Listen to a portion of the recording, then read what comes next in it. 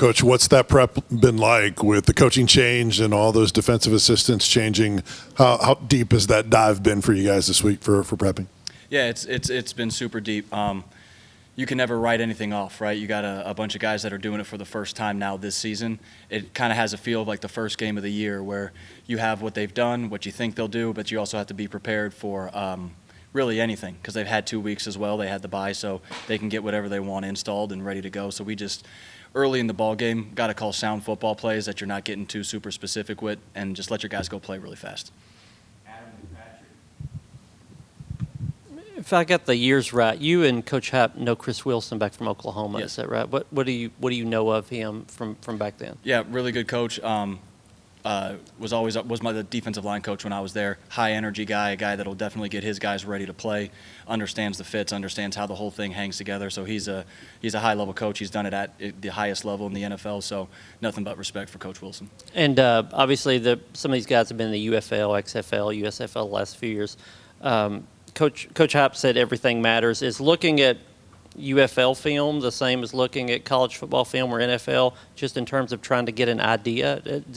Yeah. Watching film, is it just watching film? Yeah, it is. You're just trying to find out, like, all right, what does he tick with? Like, how does he play it? How does he like to call these situations?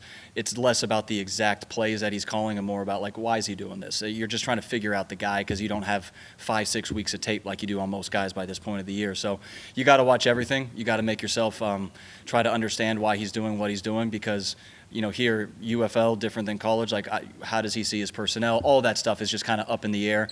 So you can't get an exact picture of this is what exactly I think is coming, but you just got to get an idea for what you think is coming and then let your guys adapt. And like I said at the front end, let them play fast. You can't hamstring your guys trying to prepare them for 9 different defenses, and now we're playing slow. That's the trap that you can't fall in. So that's been the message to our guys. Whatever it comes out and looks like, play really fast and compete at a high level.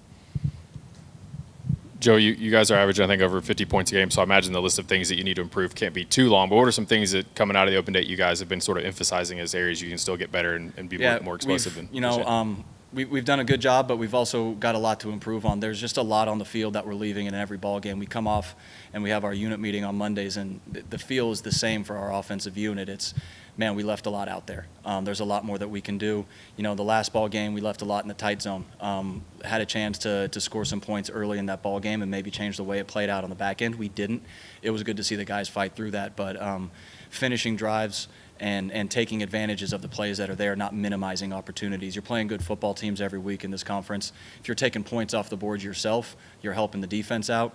These guys are too good. You don't need to help them.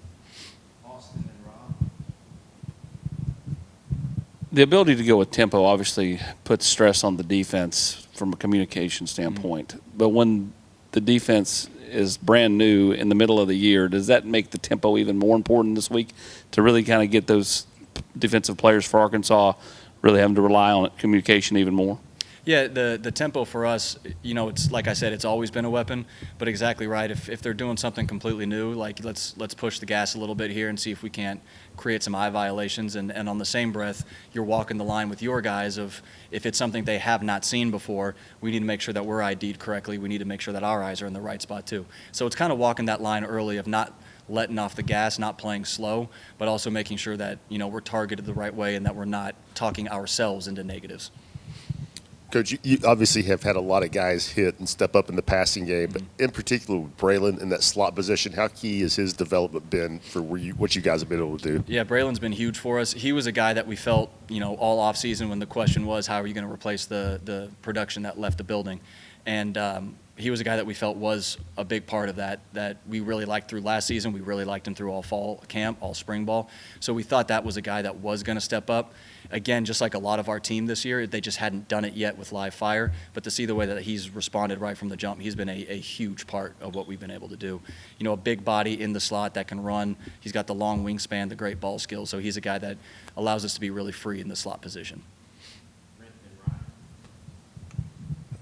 With all the experience that Joey Aguilar has previously and in what he's done 5 games here, how comfortable are you with this offense's ability to adjust on the fly to whatever you've seen? I know you talked about not slowing them down, but there's some obvious adjustment that'll have to take place. How comfortable is Joey at adjusting to everything? Yeah, he's really comfortable with it. it's like most people play us not what they've shown anyway. So we get new looks every single week, and he's been great about adjusting on the sideline, whether that's protection changes, scheme changes, whatever we're doing. His blood pressure doesn't rise. So he's a guy that's not going to panic about it. He's not going to stress about it. He's going to work all week. He worked all last week to make sure he gets himself as prepared as possible. But when the inevitable happens and he has to make that change, it's not going to spike his blood pressure. So I don't see it being a huge issue for him.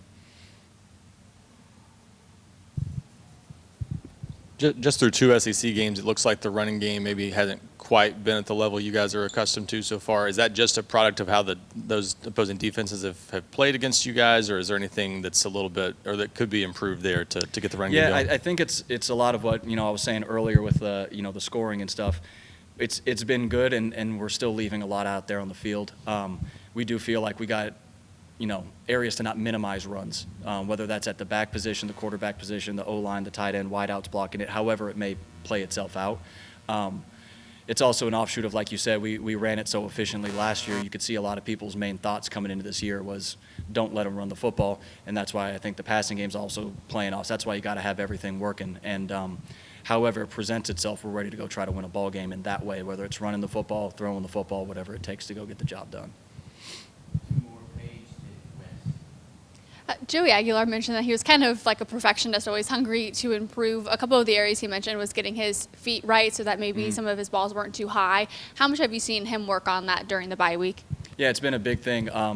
It's not like you're going back to spring ball in a bye week, but you can take a little bit off the scheme and focus on all right, let's get our mechanics in, where as you're going through a game week, you got to get all the reps just worried about the scheme, where are we going with the football, where's our eye discipline. So for him, it was all right, let's make sure that we're getting our body in the right position. He's exactly right, getting his throws out to his right. That's what we've talked about since the beginning, since he first got here. He's really refocused that. He's had a great couple weeks of practice, so I'm excited to watch him take the field on Saturday.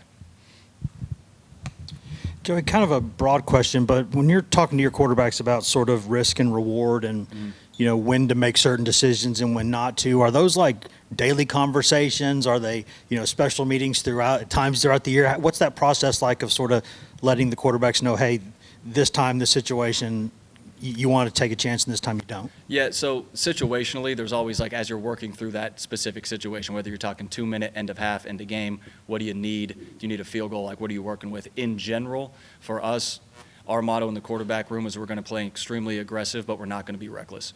And that's been since day one, since I walked in this building, from the first quarterbacks that were here. We have to be aggressive. You can't worry about making mistakes. You've got to go cut it loose, but that doesn't mean we just throw the ball up. So it's walking the line of extremely aggressive but not reckless with the football. You're reckless, you're putting the team in a disadvantage. You're aggressive, you're putting us in a big advantage. So we have to play that way. It's like I was saying earlier, the defenses are too good that if you're slowing yourself down, if you're afraid to pull the trigger because you just don't want to make a mistake, you're going to be a step behind. So we got to be willing to cut it loose. We just can't put it up for grabs, put it in negative situations where now we're having to be the defensive player on the offensive side of the ball.